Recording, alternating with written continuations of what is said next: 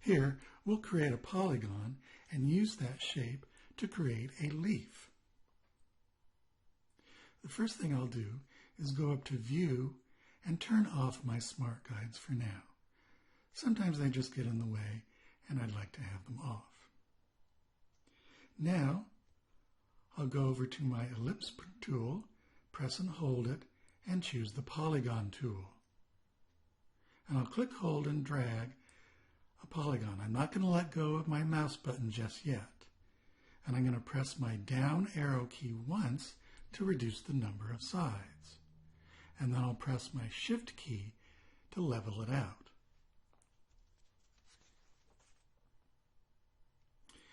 Now, I'll open up my Properties panel, and in the Fill Color box, I'll bring up the Swatches panel and just choose a nice dark green for that leaf.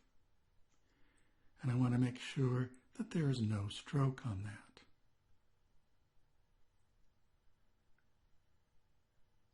Now, on the right-hand side of the polygon, there's a little widget. Oh, first I want to turn on my smart guides again, sorry.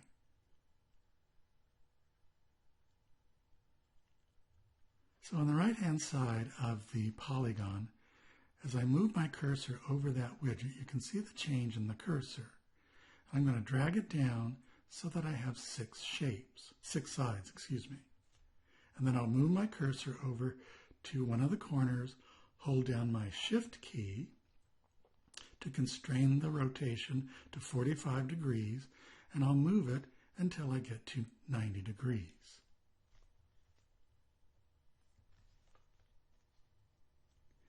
And now I'll hover my cursor over the upper right-hand corner.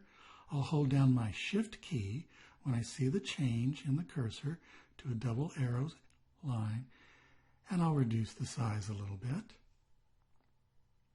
I'll open up my Properties panel and make sure that the Constrain Width and Height is turned off, and I'll change the width to 0.35. So that makes it a bit narrower. Now I'll zoom in.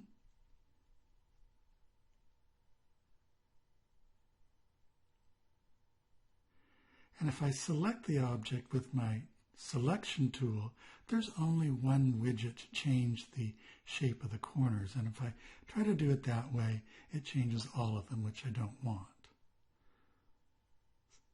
But if I get my direct selection tool, there are now widgets so I can change each corner individually.